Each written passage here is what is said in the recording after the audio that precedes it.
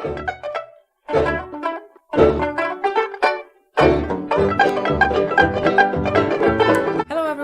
welcome back to Scandinavian Design 101. I'm Sanna. I'm Andreas, and we're two Swedes, and we love design.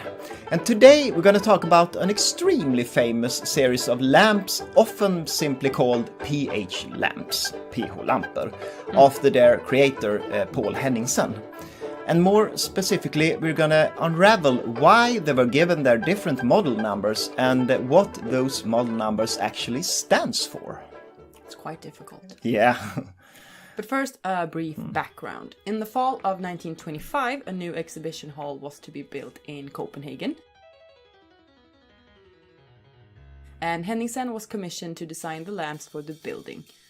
The result was a development of a lamp he had exhibited at the Paris World's Fair the same year.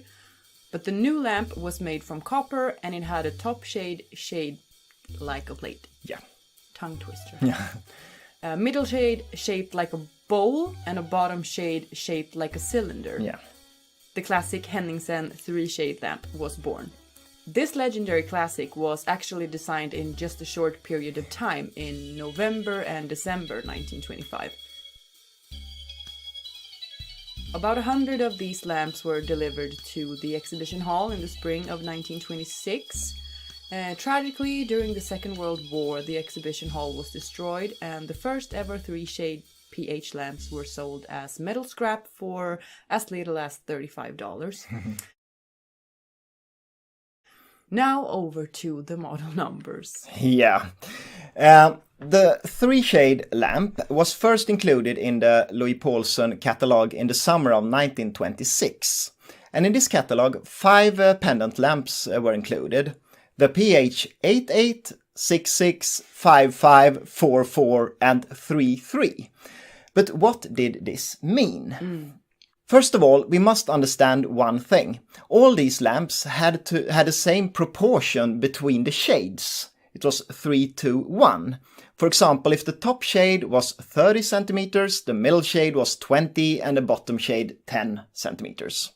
And this proportion was optimal for a high-hanging pendant lamp.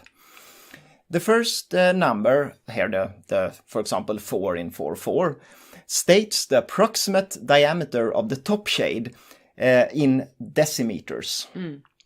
For example, the PH 44 had a diameter of 4 decimeters. 40 centimeters. Yes. No problem to understand so far. This is quite simple. But what does the second number stand for? Well, the second 4 in the 44 lamp has nothing whatsoever to do with the actual measurement. Instead, it tells us that the proportion between the shades is 3:1. And to clarify this, because it is a bit tricky, the first 4 means that the diameter of the top shade is 4 decimeters. And the second 4 means that the middle and the bottom shade is intended to be used with the 4 decimeter top shade, creating a lamp with a proportion 3:1. And that was a whole lamp, as Henningsen called it. But all these lamps had the same number before and after the slash. What about, for example, PH 3:2 and the 4:3 and so on? First of all the original lamps were, as we already know, intended to hang high up in the ceiling.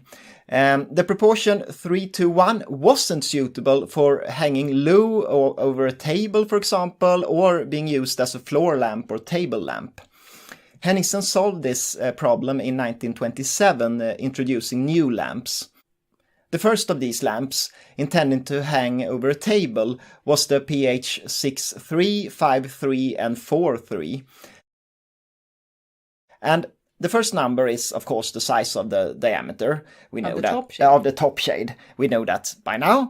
But the second number, 3, for example, here, means that the middle and the bottom shade were actually intended to be used with a top shade of 3 decimeters.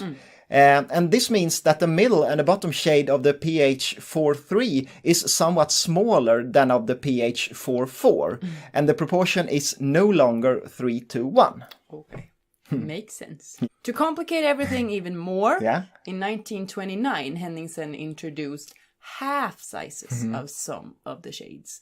For example, pH 3.5/3. Yeah. 3.5, 3. Yeah.